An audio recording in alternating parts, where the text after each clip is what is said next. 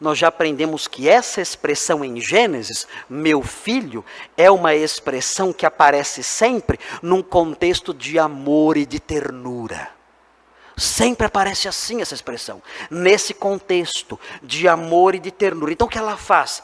Ela cria essa situação de ternos afetos, de uma afeição especial, de um carinho especial. Agora, pois, meu filho. E aí vejam a sequência, vejam o que ela faz a seguir. Ela diz assim: atende às minhas palavras. Essa expressão, atende às minhas palavras, ela repete no versículo 13 e no versículo 43. Por quê? Já vou explicar por quê. Vejam o versículo 13, o que ela diz. Respondeu-lhe a mãe: caia sobre mim essa maldição, meu filho. Atende somente o que eu te digo. Atende as minhas palavras. Vejam o versículo 43, diz assim, no final de toda a história: agora, pois, meu filho, ouve o que te digo. Ela repete essas coisas. E o que significa? Qual é o papel dessa expressão? Essa é uma espécie de jargão. E é uma espécie de jargão para o bom conselho. No período aqui da patriarcal, nessa época, e até posteriormente, mesmo na época do Êxodo, nós encontramos essa expressão sendo usada sempre num ambiente em que alguém sábio vai dar um bom conselho. Filho, meu filho, ouve as minhas palavras. Você encontra isso no livro de Provérbios. Pastor Thomas escreveu um livro sobre Provérbios.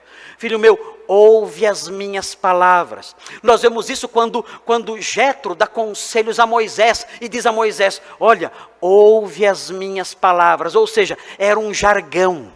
E esse jargão significa o seguinte: olha, eu sou um conselheiro e eu tenho um conselho sábio para te dar.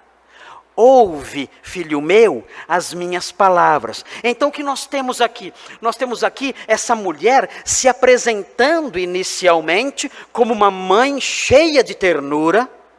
Meu filho, é a mãe cheia de ternura. Agora ela cresce na sua apresentação. Agora ela é a conselheira sábia, é a conselheira capaz. Ela diz: ouve as minhas palavras. Ela pronuncia, ela enuncia o jargão do conselheiro sábio.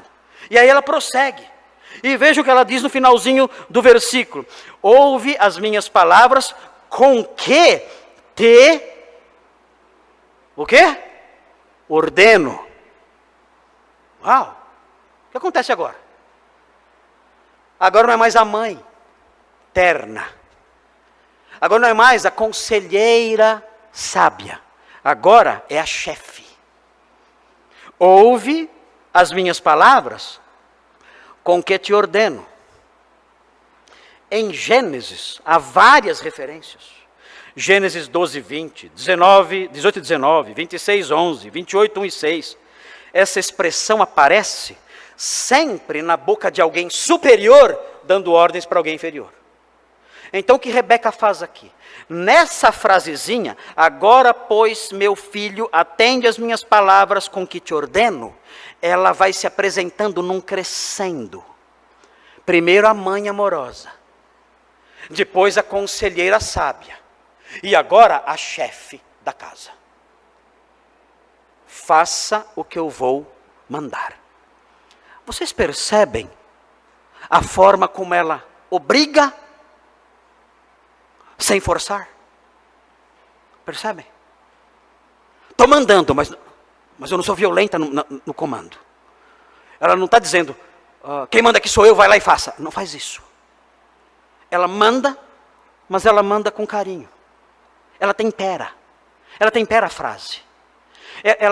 Ela dá uma pitada de carinho, mistura lá com o sal do bom conselho, mas coloca também a pimenta da ordem. E ela faz um bom tempero.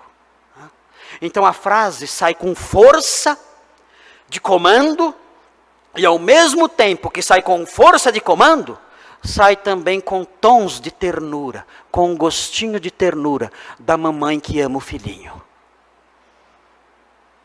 Ela é esperta ou não é? Muito esperta. Muito esperta. Ela sabe usar as palavras. Ela sabe temperar as palavras para manipular. Ela pede e obriga ao mesmo tempo, sem que a pessoa perceba. Ela deve ter feito aquele curso do Dale Carnegie, como fazer amigos e influenciar pessoas, né? Que ela sabe lidar com isso. E aos poucos, Jacó, que mostra uma séria resistência, nós veremos isso. Jacó, o modo como ele reage a princípio, mostra uma séria objeção. Ele não se mostrou disposto de pronto. Ele apresentou ali uma objeção grave. Mas aos poucos ele vai cedendo a essas investidas inteligentes de sua mãe.